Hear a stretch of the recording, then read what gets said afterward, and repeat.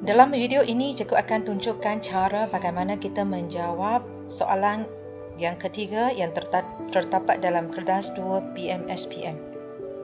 Untuk pengetahuan anda, soalan yang ketiga merupakan soalan tata bahasa. Soalan tata bahasa terdiri daripada 3A bina ayat, 3B soalan sintaksis, 3C kesan kesalahan ejaan dan imbuhan, 3D kesan kesalahan istilah dan tata bahasa, dan juga 3E berkenaan dengan peribahasa. Antara kelima-lima soalan ini, cikgu akan berfokus pada bahagian 3B sahaja, iaitu sintaksis.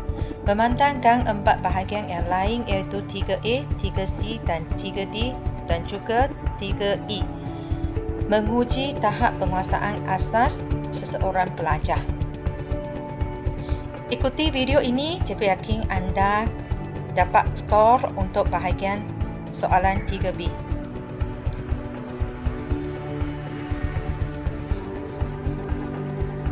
Ini merupakan nota 3B bahagian sintaksis yang disediakan oleh cikgu. Walaupun nampak nota ini agak ringkas, namun nota ini mampu dapat membantu anda menjawab soalan 3B. Cuba kita perhatikan soalan 3B dalam peperiksaan yang sebenar.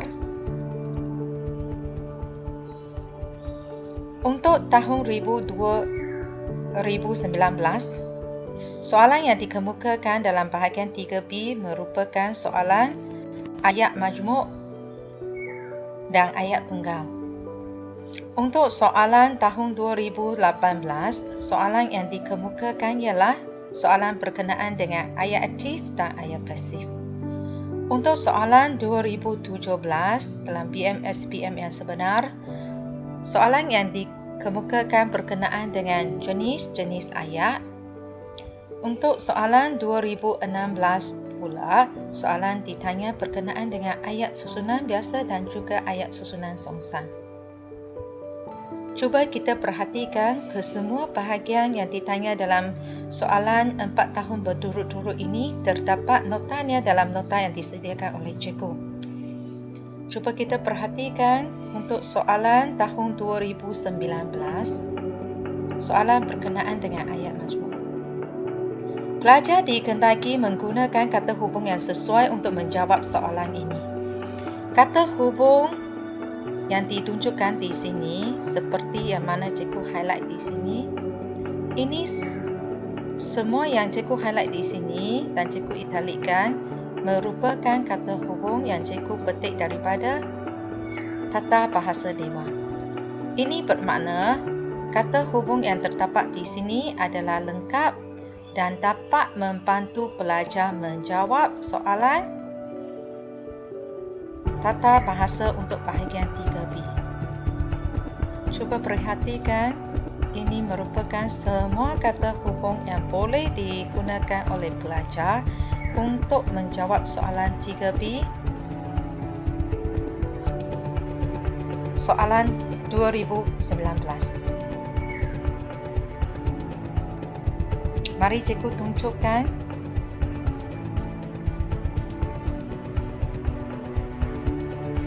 Ini merupakan soalan yang sebenar BMSPM 2019, kertas 2 soalan 3B. Ini merupakan soalannya. Gabungkan ayat-ayat dalam petikan di bawah supaya menjadi 3 ayat sahaja tanpa mengubah maksud dan struktur asalnya. Ini merupakan jawapan. Kehendak soalan meminta calon agar memasukkan kata hubung yang sesuai supaya membentuk 3 ayat sahaja. Ayat yang pertama, ayat yang kedua, ayat yang ketiga. Nampak? Cikgu cuba menggunakan kata hubung yang telah dimerahkan di sini untuk sambung ayat, supaya menjadikan ayat-ayat yang terdapat dalam soalan ini menjadi 3 ayat sahaja. Nampak? Sekiranya anda merupakan calon yang lemah dan anda berjumpa dengan soalan yang sebegini, maka cikgu galakkan anda gunakan kata hubung dan untuk sambung ayat-ayat yang telah diberikan. Dalam konteks ini, anda juga mampu dapat markah sebanyak 2 markah untuk gabungan ayat yang kedua. Gabungan ayat yang kedua ini mampu mendatangkan 2 markah untuk diri anda walaupun anda sambung semua ayat dengan satu kata hubung sahaja, iaitu dan. Seterusnya, cikgu tunjukkan soalan tahun 2018. Untuk soalan tahun 2018, soalan ditanya tentang ayat aktif dan juga ayat pasif. Dalam nota yang cikgu sediakan, juga ada nota yang berkenaan. Cuba perhatikan di sini. Cikgu telah sediakan nota bagaimana kita mengubah suai ayat aktif ke ayat pasif dan juga sebaliknya untuk konteks kata ganti nama diri yang berbeza. Kata ganti nama diri yang pertama, kedua dan juga ketiga. Seterusnya, catatan di sini membantu pelajar yang tidak mampu mengubah suai kata kerja dengan menggunakan imbuhan awalan yang betul. Walaupun nota ini serba ringkas, namun cikgu akan tunjukkan bagaimana nota ini dapat menampung keperluan soalan 3B dalam PMSPM. Seterusnya, cikgu tunjukkan soalan PMSPM yang sebenar untuk tahun 2017. Di sini ditanya tentang jenis-jenis ayat. Kita rujuk balik nota. Dalam nota cikgu juga sediakan nota berkenaan dengan jenis-jenis ayat. Sekiranya pelajar-pelajar dapat memahami konsep nota di sini, maka mereka mampu menjawab soalan 2017 bahagian 3B. Seterusnya, cikgu tunjukkan pula soalan sebenar PMSPM 2016 untuk bahagian soalan 3B. Untuk soalan tahun yang berkenaan ditanya tentang ayat susunan biasa dan juga ayat susunan songsan. Kita balik kepada nota. Cikgu sediakan nota yang berkenaan juga.